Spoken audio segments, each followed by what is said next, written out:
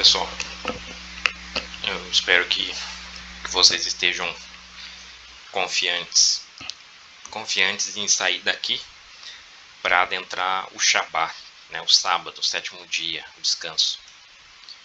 E eu queria compartilhar aqui algumas coisas que eu tenho pescado e espero que seja de bom proveito para vocês, porque todas as palavras que a gente traz, que a gente compartilha, né, são um alimento, né? A gente já sabe que no nosso corpo físico que entra pela boca, mas no verdadeiro corpo, que é o do espírito, a porta é os ouvidos, né? São os ouvidos.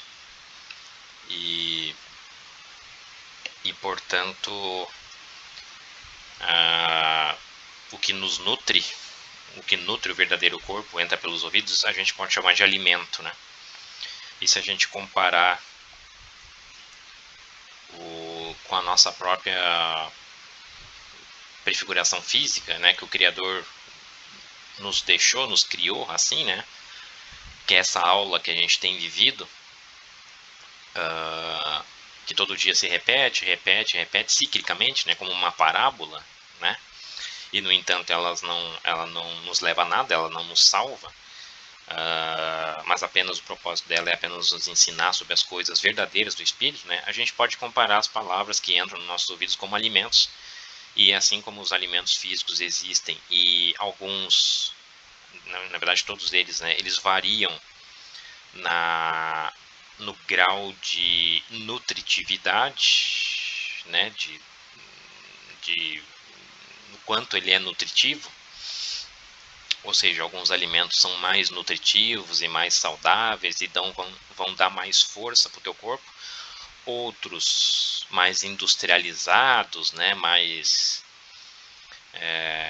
com mais açúcar e geralmente ele serve mais para saciar o teu paladar, ele é mais agradável ao paladar, mas ele é pouco nutritivo, né? Ele não vai te sustentar, não vai trazer muita força ao teu corpo, e a maior parte dele vai ser eliminado, né? Vai ser retirado do corpo por meio no caso das fezes, né?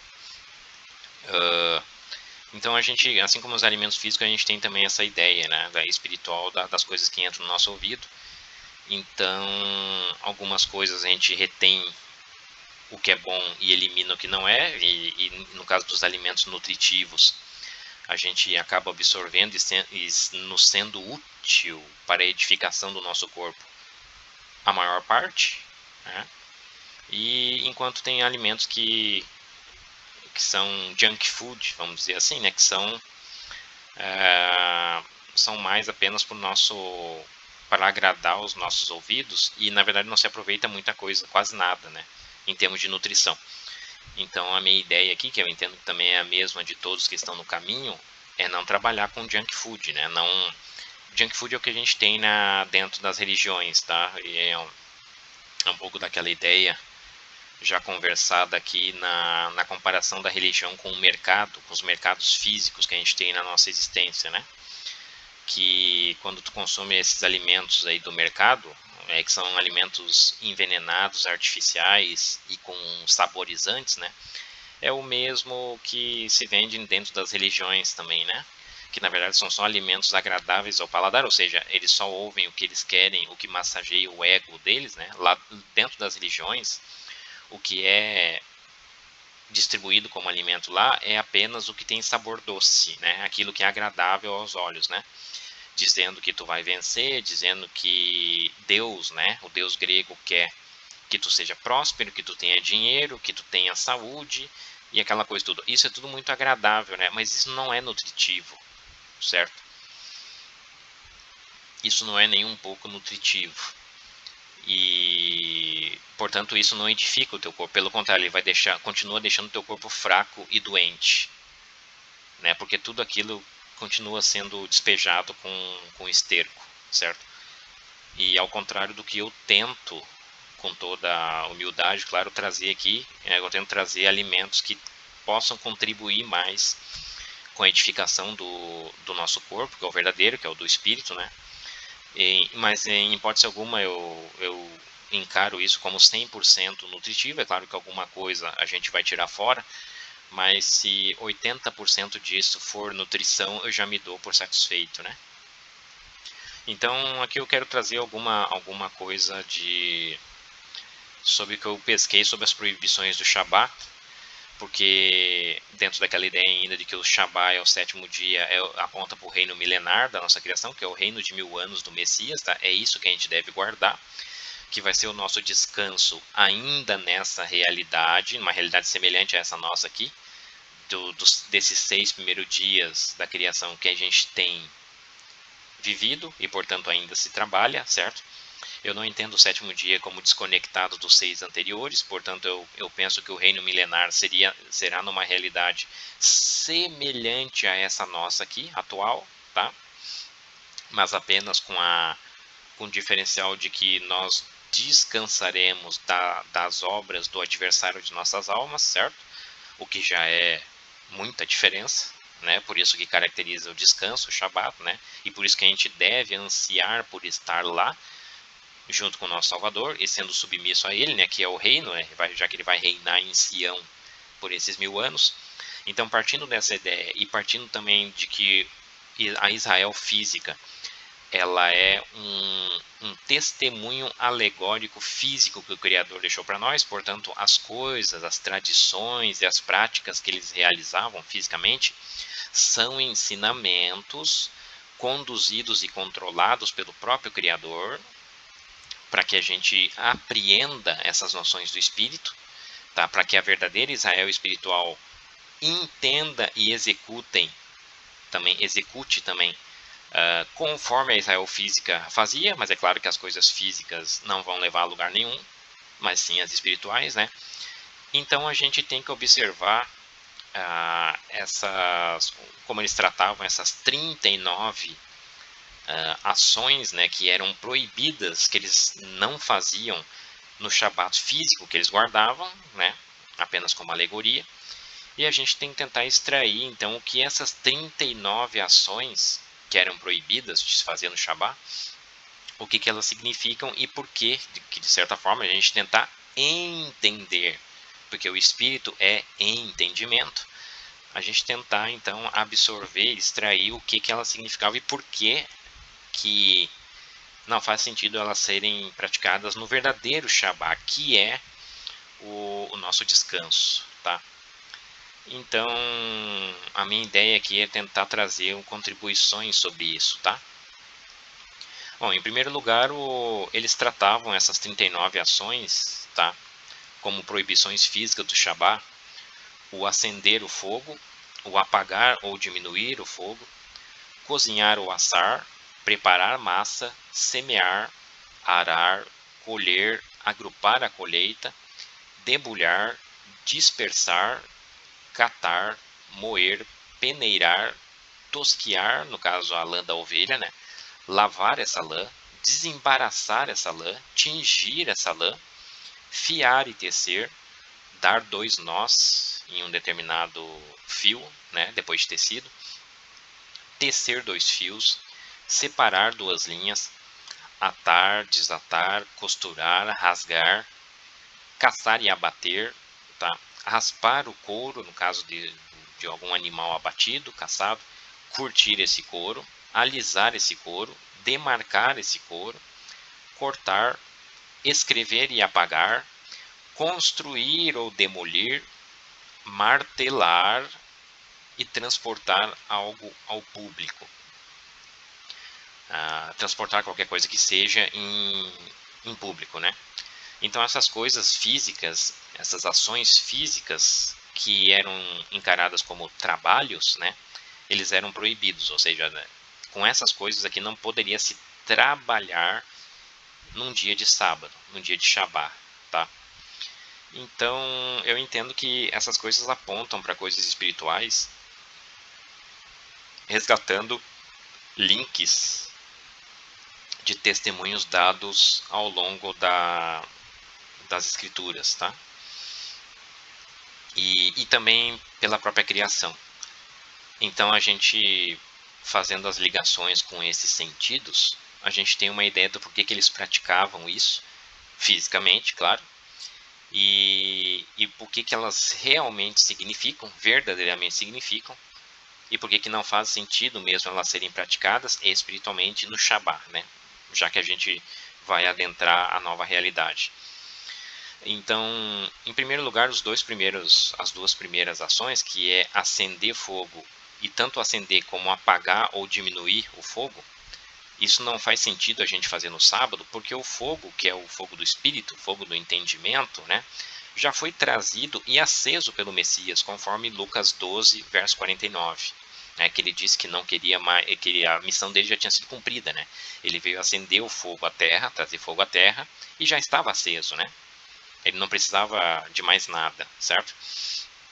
E a obrigação dos sacerdotes, portanto, era apenas manter esse fogo aceso, desde lá das prefigurações da lei, lá atrás, tá? Então, uma vez que o fogo foi aceso pelo nosso sumo sacerdote, de uma vez para sempre, né? O fogo do Espírito, do entendimento, a obrigação de nós hoje, como sacerdotes submissos a ele, era apenas mantê-lo aceso.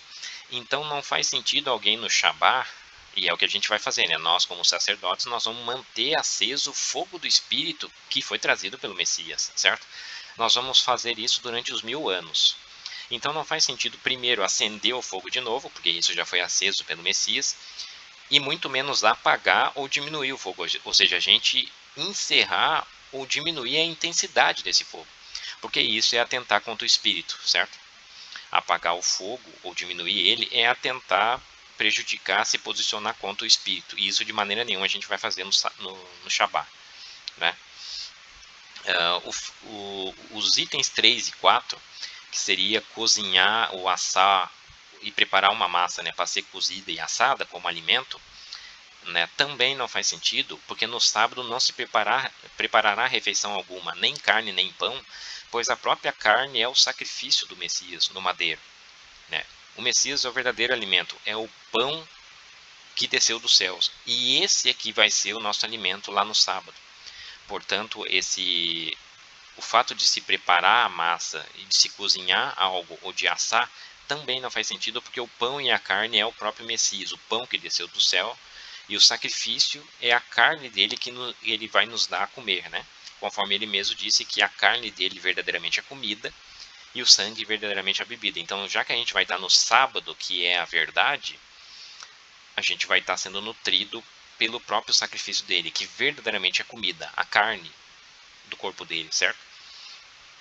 Então veja que não faz sentido a gente preparar essas coisas aqui, porque vai nos ser dado de forma automática, vamos dizer assim, preparado, na verdade, pelo próprio Criador. Tá? O 5, o 6, o 7 e o 9 fazem referência, o 8 também, tá? Do 5 ao 9, vamos dizer assim, fazem referência a ações agrárias, né? Que remetem ao trabalho na colheita. Então, o semear, o arar, o colher e o debulhar, assim como o agrupar a colheita, fazem referência a isso.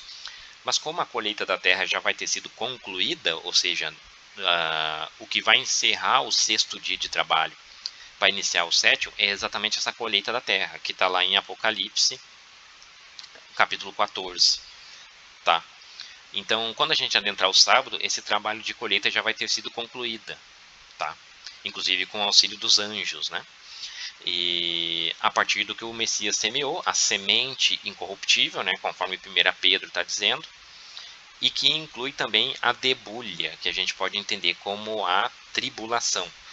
Então, tanto as colheitas da terra, passando pela tribulação, né, que são fruto daquilo que o Messias semeou, a semente incorruptível, há 2000 anos atrás, tudo isso já vai ter sido encerrado.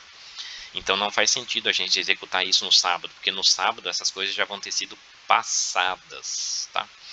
Assim como a questão do 8, que é o agrupar a colheita, também já vai ter sido executada pelos anjos, que ajuntarão os justos em toda a terra, conforme Marcos 13, 27 está dizendo. Tá? Então no sábado essas coisas já vão ter sido passadas, porque isso, na verdade, tudo isso da colheita vai ser o último ato, vamos dizer assim, executado no último dia de trabalho, que é o 6º dia, né? Que eu entendo que dentro da ideia dos dias do Criador e das vigílias do dia hebreu, eu entendo que isso nós já estamos já estamos vivendo isso, na verdade, né? Estamos à porta já do último ato do sexto dia de trabalho. Nós já estamos no final do sexto dia. Os últimos minutos, vamos dizer assim. E para adentrar no dia de descanso, ao qual aí sim não se fará nada disso, né? O item 10, que é dispersar, é o ato de jogar cereais ao vento para que se separe os grãos das cascas, né? Isso geralmente, tipicamente, era aplicado principalmente para cevada, tá? Mas acontece que o que já está acontecendo nos últimos dias, né, o que nós já estamos vivendo nesses dias, é justamente a cevada exibir os seus frutos com a ação do Espírito, né? Conforme a gente conversou um pouco também naquele tema da cevada, o cereal cevada que foi criado pelo nosso Salvador, né? Porque nós já estamos vendo, eu acho que já é possível sim contemplar com os nossos próprios olhos a cevada sendo dispersada, ou seja, ela sendo jogada para o alto e apenas a ação do vento, do entendimento, do Ruha, do Criador, retirando a casca dela e exibindo os frutos dela, né? Como a gente já está vivendo isso, né? E a cevada ela já vai chegar lá em condições plenas de alimentação no sábado, então obviamente que esse trabalho de dispersar ele compete ao dia de trabalho, ao sexto dia, é o que nós estamos vivendo aqui, né? Então ele já vai ser passado no sábado, né? Ele já vai fazer parte do passado quando a gente adentrar o Shabá, certo? No Shabá não vai ser feito isso, porque já está sendo feito agora, né? No Shabá, as cascas da cevada, a cevada já vai se encontrar sem as cascas, né? Ou seja, ela já vai estar dispersada, certo? O 11, que é o catar, ele faz referência à respiga, tá? E a respiga, segundo, se a gente for estudar a lei, né? Ela aponta para a grande tribulação porque ela vem após a colheita, a primeira colheita, né? Como assim primeira colheita? Que o grosso da colheita da lavoura, né, dos campos do Messias, ele já vai ter acontecido, né? O que é a respiga? A respiga é aqueles bagos de uva ou molhos, né, espigas dos cereais, tanto cevada quanto trigo, que na ocasião da colheita elas ficaram para trás, elas caíram no chão, ou seja, a força da gravidade fez com que elas caíssem, ainda manteve elas juntas à terra, né? Ao invés de serem recolhidas e levadas ao alto para ser apresentadas ao sacerdote, né? Como primícias. Mas essa respiga, ela ainda será alimento, e ela atenderá, em especial, o órfão, a viúva estrangeiro. Então, como isso se dará, esse atendimento ao órfão, à viúva, ao estrangeiro, se dará numa segunda instância após a colheita, que é a respiga, isso a própria lei está dizendo para nós, ela já tinha fixado isso, né? Isso eu entendo que, por se tratar apontar para o período da grande tribulação, isso também já vão ser águas passadas, né? Então, no sábado, ninguém respigará e ninguém catará no campo, né? Porque a colheita já vai ser plena e essas coisas já vão ser passadas, né? O 12, que é o moer, né, aponta para o Messias que já foi moído pelas nossas transgressões, tá? Moído como um grão de trigo, né? Então o ato de moer esse grão de trigo para se fazer farinha, isso já vai ter sido passado, porque o Messias já foi moído pelas nossas transgressões, conforme Isaías 53 diz, né? Então, novamente, ele não será moído no sábado, certo? Pelo contrário, no sábado a farinha já estará pronta, que é justamente as palavras dele nos servindo como alimento, né? A moagem do trigo já vai ter sido passada, certo? Como de fato já foi. Então a moagem do trigo só pode ter vindo nos dias de trabalho, como de fato aconteceu na transição do quarto para o quinto dia, certo? No Shabá não haverá moagem do trigo. Isso já vai ser passado. Nós descansaremos, assim como o Messias descansará dessa ação, certo? A ação de moagem. O 13, que é a peneira, o ato de peneirar, ela é utilizada para separar o alimento ou o material desejado do indesejado, o que aponta para o juízo. Então, o juízo que ele nos ensinou com a parábola, por exemplo, da separação dos bodes das ovelhas, né? A separação do joio do trigo, ou seja, esse tipo de peneiragem, ela já vai ter sido executada no juízo, né? Essa ideia a gente aprende em Mateus 13, do 47 ao 50, e em Amós também, o profeta Amós, no capítulo 9, trata disso também, tá? Do 14 ao 17, se refere ao trabalho da tosquia da lã da ovelha e depois o tratamento dessa lã, né? Com a lavagem, com o desembaraçamento e com o tingimento, tá? Como nós estaremos vestidos? Aqui tem uma ideia que eu também já tenho absorvido ela no espírito e que eu gostaria de trazer também no momento oportuno, mais adiante, tá?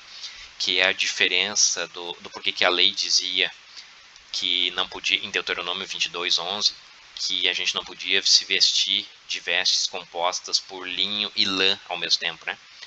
Ou se veste de linho ou se veste de lã, mas nunca de uma veste trançada com esses dois tipos de tecido. Porque o linho são as vestes dos santos, ou seja, aquilo que resgata de novo, né, a ideia da carta aos Filipenses, por exemplo, de que o nosso corpo precisa ser transformado, né? No sábado a gente estará vestido de linho, que são as vestes dos santos, né? É uma veste mais nobre que servirá para cobrir a nossa nudez, né? No entanto que aqui, antes de a gente chegar ao sábado, ou seja, nos dias de trabalho, nós somos como ovelhas, né? Vestidas de lã. A veste que nos cobre a nudez, ela é de uma qualidade ainda inferior ao linho que a gente terá no sábado, certo? Isso retrata a diferença das nossas realidades corporais, né? Então, conforme o Apocalipse 19, lá no Shabá, a gente estará vestido de linho, que é uma veste mais nobre, tá?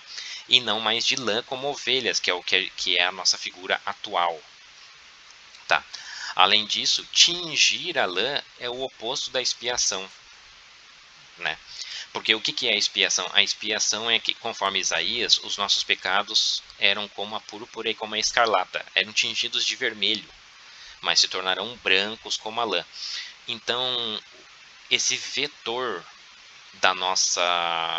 dos nossos pecados saírem de escarlata para se tornarem brancos como a lã, retrata exatamente o distingimento da lã, né? Então, quando tu tinge a lã, tu faz o caminho contrário a isso. Tu inverte o vetor, né?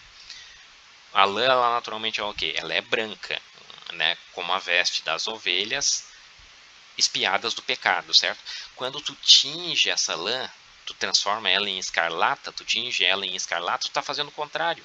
Tu está dando um tom de pecado à lã. Por isso que os impostores cobertos de pecado, eles estão vestidos de púrpura e de escarlata, conforme o próprio Apocalipse denuncia e remete, né, espiritualmente à ideia que a gente já tem entendido e compartilhado também, tá? A ideia de Roma, né? Vestida de púrpura e escarlata. Na verdade, esse tingimento é o contrário da expiação de pecados, né? Quem tem os pecados purificados não está vestido de púrpura e escarlata, mas está vestido como uma branca lã, né? Então veja que tingir a lã é o contrário dessa ideia, né? Não é a expiação, é o contrário da expiação. É como se os teus pecados que antes estavam expiados, eles voltassem a estar expostos.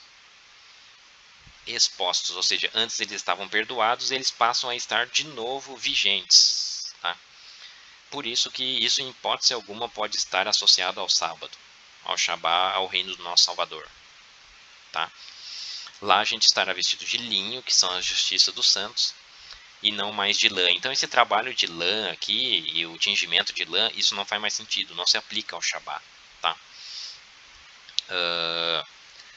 O 18 e 19 ainda faz referência ao tecido, né, ao fiar e tecer, e aí a gente tem que recorrer à parábola do banquete do rei, né, do banquete nupcial do rei, que ele já tinha tudo preparado e ele convidou isso lá está em Mateus 22, do 1 ao 14, né, que ele convidou os servos, os primeiros servos, né, que é a primeira casa, a casa de Judá, né, que são os nossos irmãos mais velhos, E eles fizeram pouco caso, né? Inclusive eles até se apoderaram de alguns servos do rei, que o rei tinha mandado, de alguns emissários.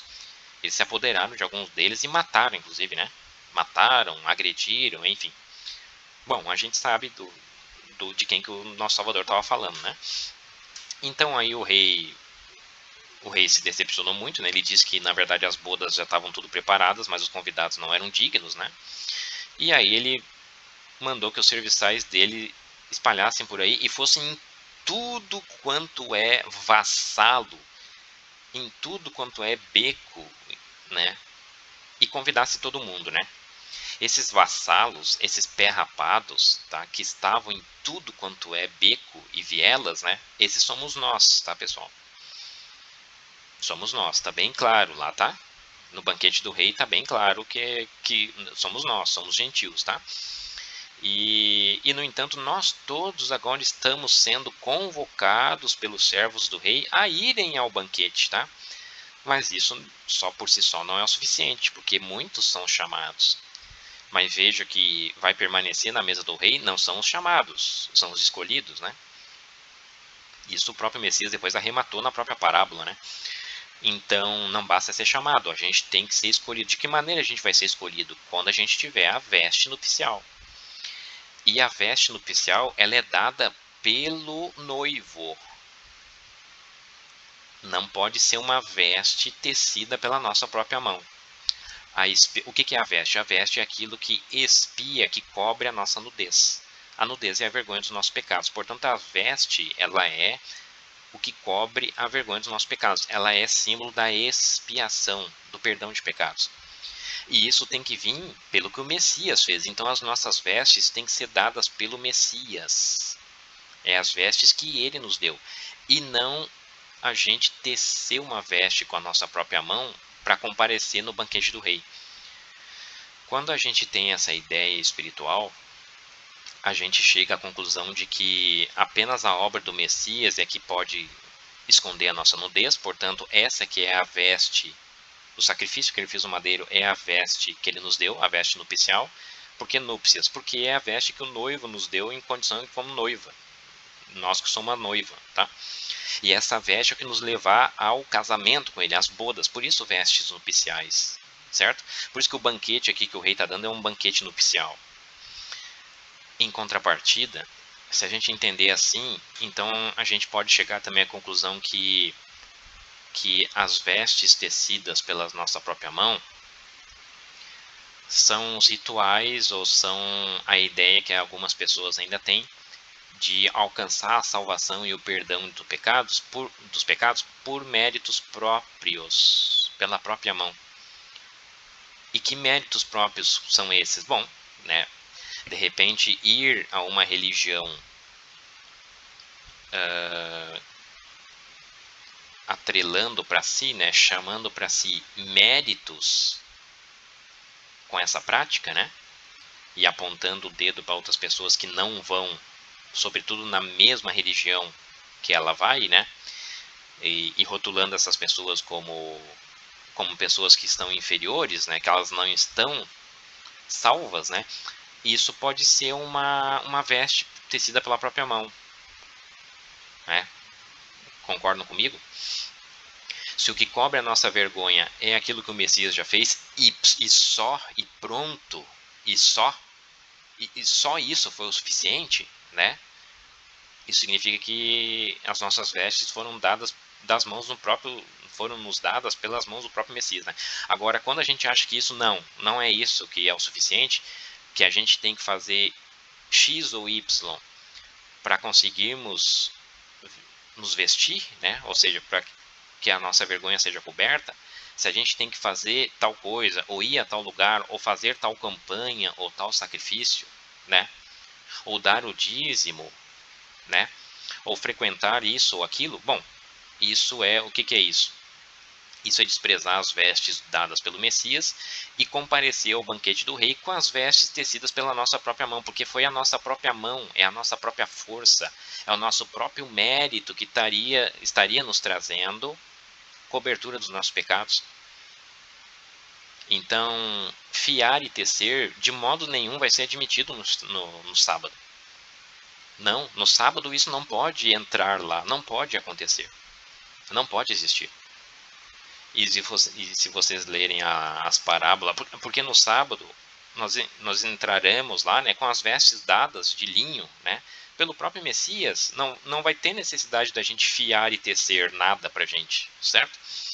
E se vocês verem lá na parábola, né, a parábola ela é finalizada com a questão de que o rei se enfureceu, né, se irritou com aqueles que estavam com vestes próprias, né, não estavam com vestes nupciais, mas estavam com outras vestes inferiores.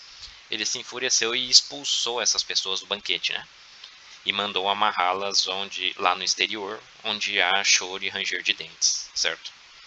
A gente sabe o que isso significa, né? Então, esqueçam, no Shabá nós não vamos fiar nem tecer nada. Muito menos vestes pela nossa própria mão para cobrir nossas vergonhas, tá? Isso já foi dado pelo Messias, né? A gente tem que tomar essa decisão, certo? Nada do que a gente pode fazer aqui sobre a Terra, em termos ritualísticos, né? Nos encobrirá a vergonha da nossa nudez, tá? O que encobre a vergonha da nossa nudez foi o que o Messias já fez. Do 20 ao 24, que é o trabalho dos fios, né, tecido, dar 2 nós, tecer 2 fios, ou separar esses 2 fios, essas duas linhas, atar e desatar, aqui também tem uma ideia de que o que remete à congregação, né, que hoje muita gente fala em congregação, até o termo ele já é um pouco sujo, porque ele remete a gregos, né, congregar é tornar grego. Veja que até o termo foi também blasfemado, mas se o termo foi sujo, né, ele foi profanado com a ideia grega, é porque certamente ele é uma ideia pura da herança hebraica, é uma ideia pura do Criador, que apenas foi suja, né? Essas atividades aqui, né, o trabalho com os fios, ele remete à ideia de união e partilha, que nos torna mais fortes no Messias, né? Eclesiastes, capítulo 4, tem traz essa ideia, né, de que a comunhão dos irmãos, o apoio mútuo entre os irmãos, né, eles nos torna mais fortes, né? A gente ganha força com isso, né? Com certeza, quando a gente está unido a outras pessoas, nos tornamos mais fortes do que um fio único e solitário, claro, porque o fio trançado ele é mais forte do que o fio único e solitário. O fio sozinho, tu faz uma força e arrebenta ele, né? O fio trançado, ele aumenta essa força de tração, vamos dizer assim, né? Em centenas de vezes, né? É essa ideia que Eclesiastes está nos trazendo, tá? E é uma ideia também lá, que é a mesma ideia de Mateus 18, 19 ao 20, tá? E Jó, capítulo 7, ele compara a brevidade da nossa vida à velocidade da lançadeira do tecelão, né? A lançadeira do tecelão é aquela haste transversal que corre para cima e para baixo, né? Executando o trançar dos fios, né? Que esse profissional aqui, o tecelão, executava. E é uma figura tão comum nos dias dele, né? De Jó, por exemplo. Então, da mesma maneira que aquela lançadeira é rápida, a nossa vida é breve também, né? Mas veja que ele está associando as vidas a fios trançados, né? Só que no sábado a gente será longevo. Então, portanto, a atividade do tecelão, ela perderá essa prefiguração, vamos dizer assim, porque no sábado a gente não terá essa brevidade de vida, né? A nossa vida não durará apenas algumas décadas, como tem sido aqui nos dias de trabalho, mas pelo contrário, né? Os 1000 anos, que já será tempo recorde de convivência para qualquer um de nós, será apenas o primeiro passo da eternidade, né? Da nossa longevidade. Portanto, as atividades do tecelão, que são essas aqui, tecer 2 fios, separar 2 linhas, atar, desatar, dar 2 nós, isso será obsoleto. Portanto, ela não faz sentido ser executada no Shabá. Por isso elas eram proibidas, tá? Além disso, também a ideia de amarração está relacionada ao jugo, né? Que foi o que Sansão fez lá em Juízes 16, né? E esse jugo todo, ou seja, essa libertação das amarrações, elas foram feitas, elas foram quebradas pelo Messias no seu sacrifício. Então, por todas essas ideias, esses atos aqui não fazem sentido ser executados no Shabá e, portanto, eles são proibidos. O 25 e o 26 envolve costura e rasgo, né? Costurar ou rasgar. Costurar nada mais é do que o reparo de um rasgo feito, né? Mas acontece que em hipótese alguma a gente pode rasgar e nem costurar. O costurar também traz a ideia do costurar remendo de pano velho em veste nova, né? Que ele nos ensinou que isso já não é para ser feito hoje e muito menos no Shabá, né? E o rasgar, bom, o rasgar quando a gente tem a ideia do queriá, que é o rasgar as vestes, né? O queriá, que a gente já conversou também anteriormente, que é a ideia de Levítico 10, verso 6, nós todos nos postaremos como sacerdotes durante esse reino milenar, tá? Pedro falou sobre isso também nas cartas dele, né? E todos nós, como sacerdotes ungidos, povo separado, subordinados ao nosso sumo sacerdote, ao chefe dos sacerdotes, ao Kohen Gadol, né? Que é o verdadeiro sumo sacerdote definitivo e eterno, tá? Que a gente tem, que é o nosso Salvador. E como tais, né? De maneira nenhuma, pela lei, a lei mandava que a gente não poderia rasgar as nossas vestes de jeito nenhum. Rasgar as vestes é sinal de contrição, de abatimento, né? Mas a gente vai estar no descanso com ele, como sumo sacerdote. Então veja que essa ideia de abatimento e de contrição não vai mais fazer sentido, até porque o Criador nos enxugará do olho cada lágrima, né? Então o queriar a gente não executará mais lá no Shabat. Por isso que a ideia de costurar, de reparar o que foi rasgado, e muito menos a ideia de rasgar, essas são proibidas no reino milenar, tá? Caçar e abater também, o 27 e o 28, né? Porque o que se caça e se abate? De maneira nenhuma, aqui está tratando em caçar e abater outro homem. A gente sabe muito bem, prefigurativamente, que o homem não se alimenta de outro, certo? O caçar ou abater outro homem significa o homicídio, e isso é proibido pela lei. É claro que o caçar ou abater que se refere ao quê? A bestas do campo, né? Não é ao homem, a figura do homem que é imagem e semelhança do Altíssimo, né? Mas nós temos o costume de caçar e abater as bestas do campo para nossa alimentação. Mas acontece que as bestas do campo, mesmo aquelas que eram permitidas e principalmente as que eram proibidas pela lei nesses dias de trabalho, elas não terão mais essa prefiguração, porque serão todas niveladas e alimentadas apenas pelo próprio Filho do Homem, porque a carne dele verdadeiramente a comida e o sangue dele verdadeiramente a bebida. No sábado nós teremos apenas a comida verdadeira e a bebida verdadeira. Todas essas que a gente pratica aqui nos dias de trabalho são apenas sombras, não são alimentos verdadeiros, são alimentos falsos. Então as bestas do campo que a gente consome aqui são alimentos falsos. Por quê? Porque algumas horas após a gente se alimentar delas, a gente volta a sentir fome. Isso é o testemunho exato de que elas são comidas hipócritas. Os alimentos são apenas hipócritas, são falsos, né? Porque a gente vai precisar comer de novo, certo? Então essa alimentação que vem da caça e do abatimento de bestas do campo, isso vai ser proibido no Shabat. Não vai haver mais necessidade de se abater besta do campo nenhum, porque as bestas do campo são passado. Elas prefiguravam um alimento hipócrita e falso.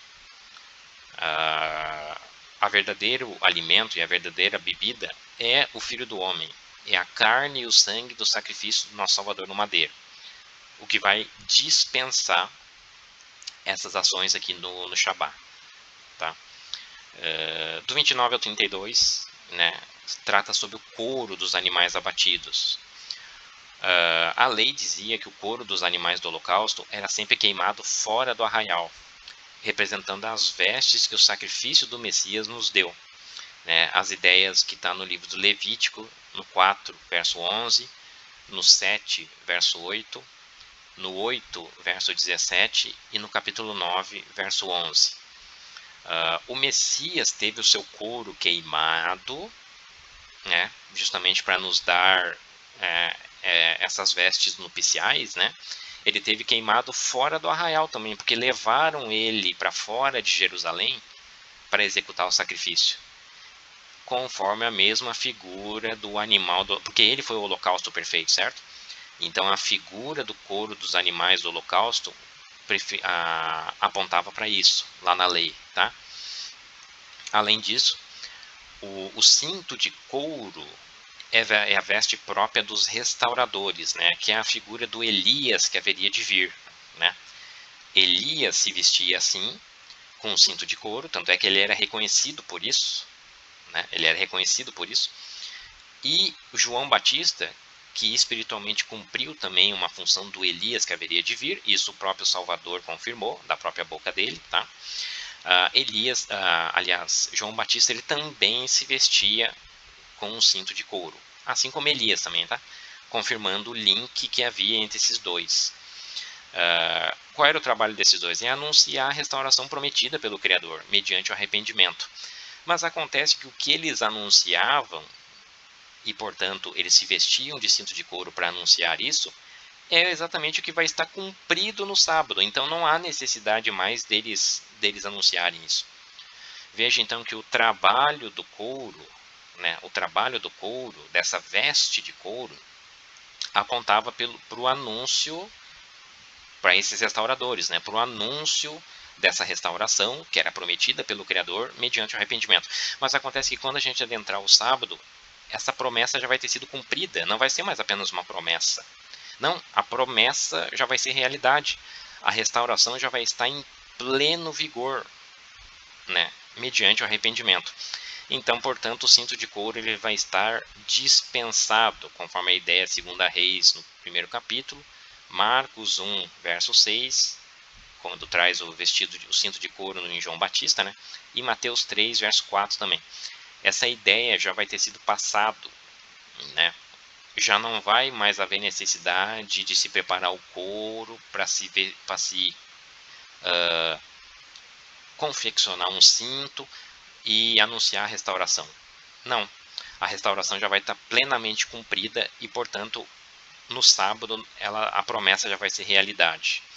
Por isso que eu entendo que esse preparo do couro ele já vai estar dispensado no sábado e, portanto, o preparo do couro, né, testemunhando isso, era proibido também no sábado físico que a Israel física praticava. Tá? O 33, né, quando diz o cortar, né, o cortar geralmente fazia referência a um tecido ou linhas, tá? Essa ação de cortar. Então, nós não seremos mais cortados, mas ampliando mais esse sentido, né? Nós não seremos mais cortados na brevidade do tear, que é a ideia de Isaías 38:12, tá? Resgatando a ideia das linhas lá breves, né, do tecelão, né, que são fracas quando sozinhas, mas quando unidas com outros, né, se tornam mais fortes, né? Entrelaçadas com outros se tornam mais fortes. Lembram da ideia das tranças no cabelo na Seorá, né, na cevada, nas primícias de Sansão, né? O Sansão tinha os cabelos trançados, eram 7 tranças, né, para serem mais exatas, o que pode nos dar a ideia, eu creio assim que representam 7 igrejas, né? Que eu acabei de dizer que a ideia de congregação é a ideia de união entre justos, entre salvos, né? É a ideia de união, de partilha, de suporte mútuo entre eles, né? Que cada um de nós sozinhos somos fracos, mas a união e essa partilha é que nos torna fortes, né?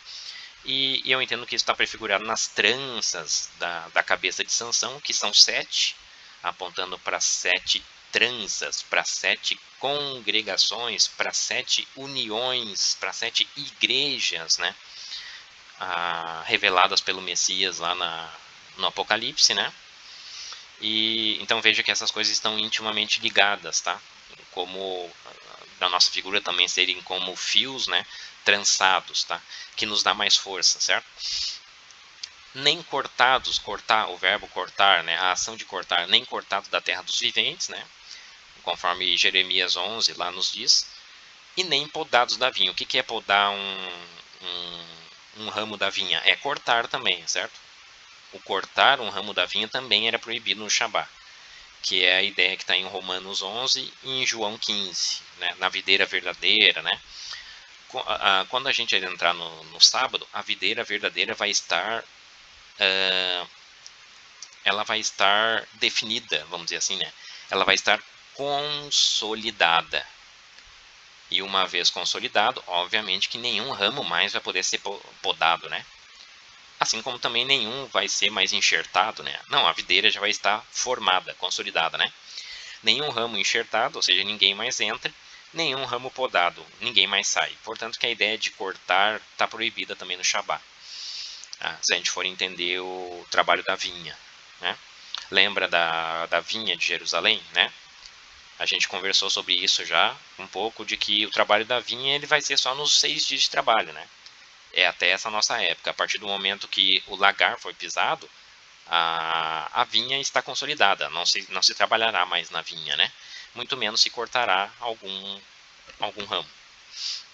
O 34 e o 35, que é escrever e apagar, considerando que a escrita e assim como o apagar, que é desfazer a escrita, né, aponta para as questões físicas, né, como a lei nas tábuas de pedra, né, ou a letra morta da lei, né, isso vai ser abdicado, né, porque a lei estará gravada em nossos corações, no nosso entendimento e, portanto, segundo Jeremias 31, né, e, portanto, a escrita física e também a reversão da escrita, que seria o apagar, né, isso estará dispensado, tá? Isso será obsoleto. A lei estará gravada em nossos corações e, portanto, não haverá mais necessidade nenhuma de escrita e nem de apagar, também de se apagar, né? Até porque também as escritas todas estarão testemunhadas em vida, né, no espírito e nas coisas que estão criadas e no reino milenar, né?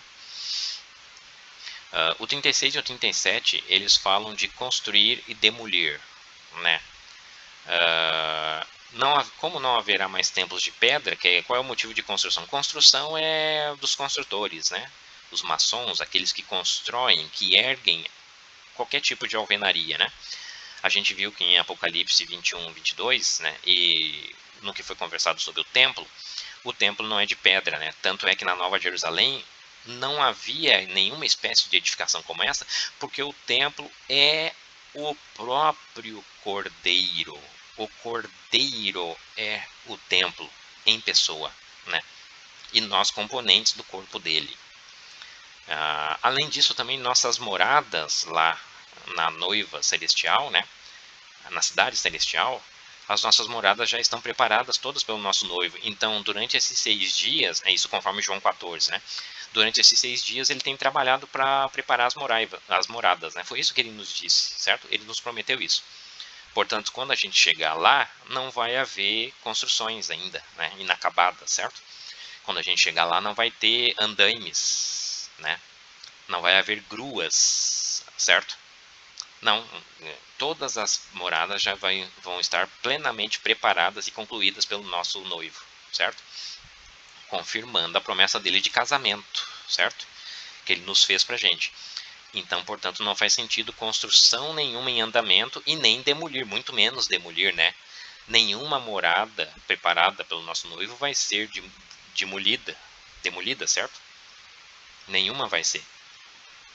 Né? Trazendo de novo a ideia da estaca da tenda, que o Criador prometeu que as tendas da Nova Jerusalém serão fincadas com estacas que jamais serão removidas, né? As tendas não sairão do lugar, elas permanecerão para sempre. Então, portanto, né, elas serão perenes, elas serão eternas, nunca mais serão demolidas, né? Então, tanto as nossas moradas como que já estarão postas, né, não terão necessidade nem de serem construídas e não também nunca serão demolidas, tá? Serão eternas. E também a construção, os construtores, aqueles que rejeitaram a pedra angular, né, não terão mais essa ação no Shabá, porque não haverá templo de pedra lá. A pedra angular mesmo é que reinará. de uma vez para sempre, tá?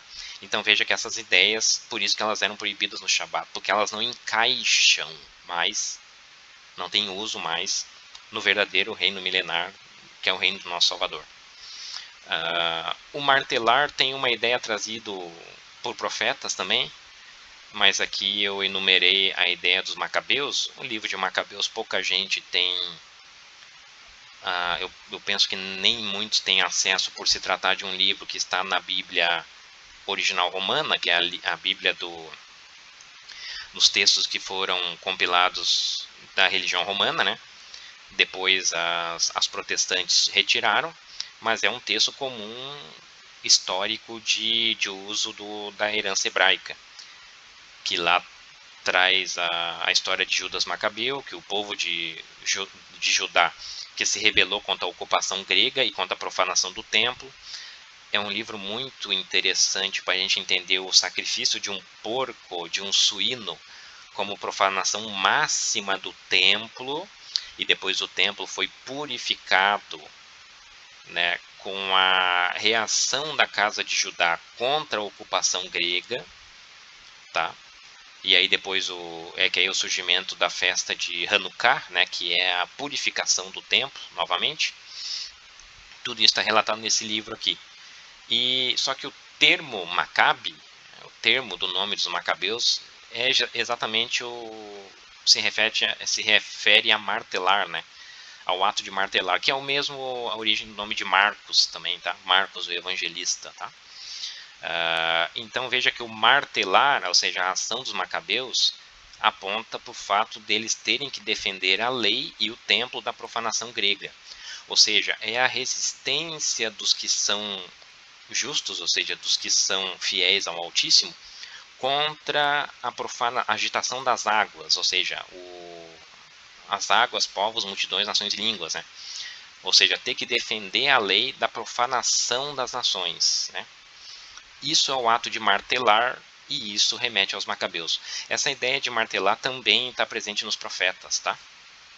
Eu posso trazer um pouco sobre isso em conversas futuras. Mas veja então que o martelar ele está dispensado no Shabá, no sábado, né? Porque no sábado, se existe uma coisa que não vai ser preciso ser feita, é exatamente a defesa contra uma profanação grega. Os gregos estarão mortos no sábado. Eles estarão impedidos de agir. Lá estaremos sossegados, é o nosso descanso, não vai haver preocupação nenhuma contra nenhuma profanação. Né? O Messias reinará e reinará em totalidade, com autoridade absoluta no sábado.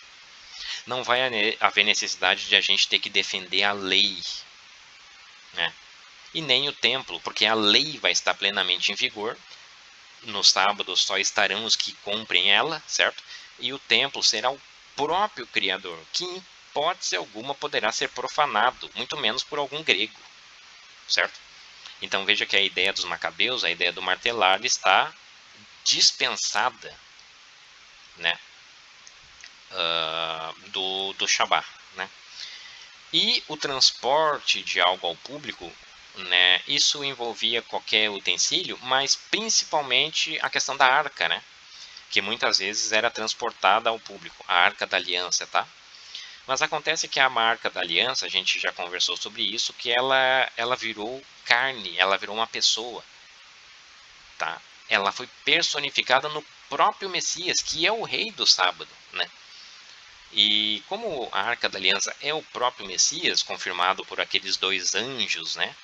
Que eu entendo serem os anjos do propiciatório, os dois anjos que estavam um nos pés e o outro na cabeceira do lugar onde o Messias, o corpo físico do Messias tinha sido depositado, quando os dois anunciaram que o Messias não estava mais ali entre os mortos, mas vive, é como os dois anjos do propiciatório estivessem anunciando, né, que a arca era aquela pessoa, era o próprio Salvador, e a arca vive. Ela não é um objeto apenas inanimado. Aquele lá de trás, apenas ele serviu para prefiguração, conforme Jeremias 3, 15 ao 17 estava testemunhando. Tá? A Arca da Aliança, ela não tem nem necessidade mais de ser feito objeto físico, porque a função dela de prefiguração ela já cumpriu. Agora a Arca da Aliança ela já veio em pessoa até nós e estará lá regendo o sábado, certo? Então, como antes aquele objeto precisava ser carregado pelos sacerdotes nas jornadas, isso agora não é mais um objeto, mas sim um ser que virou um homem como nós. Portanto, o transporte dele em público já está dispensado. Já não faz mais sentido, ele já não cabe mais de se fazer no sábado. Até porque ele estará depositado, vamos dizer assim, né? Se é que a gente pode usar essa figura, em Sião, né? Ninguém mais precisará transportar ele de um lado para o outro. Ele estará em Sião para todo sempre e de lá ele reinará, certo? É a arca no nosso meio, é a presença do Criador com a gente de uma vez por todas, assim como a arca lá atrás prefigurava, tá? Então veja que essa atividade de transportar algo ao público está dispensada. Lembrem também que os fariseus que depositavam a confiança deles nessas ações aqui, que eram ações físicas apenas, né? Eles criticaram, por exemplo, proibiram, né? Coibiram aquele paralítico curado pelo nosso Salvador de carregar a sua cama lá no espaço público, que no caso era o templo, né? Era os arredores do templo, em Jerusalém. E porque o Messias mesmo tinha dito, não, te levanta e pode pegar tua cama e ir embora, né? E então veja que aquele rapaz, aquele sujeito, ele foi curado e ele estava carregando a cama dele em público e isso era proibido no sábado, né? Bom, no sábado a gente vai estar plenamente curado dessa nossa paralisia, né? Então até isso também fecha, né? Porque não vai ter necessidade da gente nem carregar a nossa própria cama no sábado, porque ninguém usará a cama, né? Lembram que os doentes, né? Cegos, coxos, eles não podiam adentrar o templo. Por que isso acontecia lá atrás fisicamente, como alegorias físicas? Porque ela aponta para essa realidade espiritual. Se o templo ela aponta para o corpo do Messias e a Nova Jerusalém, significa que na Nova Jerusalém não estarão cegos. Não haverá ninguém cego. Os cegos são proibidos de usar, de entrar. Ah, mas qual cego? Bom, o cego verdadeiro, aquele que não enxerga, né? Não enxerga as coisas do, do Salvador, né? Qual é o surdo? Aqueles que não escutam, que tem a porta do templo fechada para as coisas do Salvador, o surdo verdadeiro. E, portanto, né, por lógica, qual é o paralítico verdadeiro que não entra lá? É aquele que não anda com as próprias pernas, né? Porque as cartas de João falaram que não, a partir do momento que a gente tem o Espírito do Criador, não existe necessidade nenhuma que nenhum homem vos ensine. Isso é andar com as próprias pernas, né? Se a gente ainda tem necessidade que algum homem nos ensine de alguma coisa, isso significa que a gente ainda é paralítico, a gente está coxo. E a gente precisa que esse homem, que não é o Messias, nos leve com uma maca, com uma padiola, com uma cama, para cima e para baixo, né? Esses aí de modo nenhum podem entrar no templo. Esses aí não entrarão em Jerusalém. Portanto, como em Jerusalém não haverá coxos, né? Porque esses são proibidos de entrar, então também, né, até isso encaixa, né? Nós não precisamos transportar coisa alguma ao público, muito menos a nossa cama, porque nós não somos coxos, né? Nós estaremos plenamente curados por aquele que regerá o sábado, o Messias, certo? Então eu entendo que essas são algumas contribuições, apesar de algumas seitas aí serem vorazes, né, no entendimento do sábado como um dia físico a ser guardado. Eu entendo que o sábado prefigura isso que eu tenho dito, e até mesmo as ações todas amarradas todas nas escrituras, né? As ações todas que eram fisicamente proibidas no sábado judaico, que inclusive não devem ser seguidas e obedecidas por esse sábado moderno romano aí, né? De algumas seitas, né? Eu duvido que eles sigam essas proibições aqui, eu duvido. Mas, todo caso, né?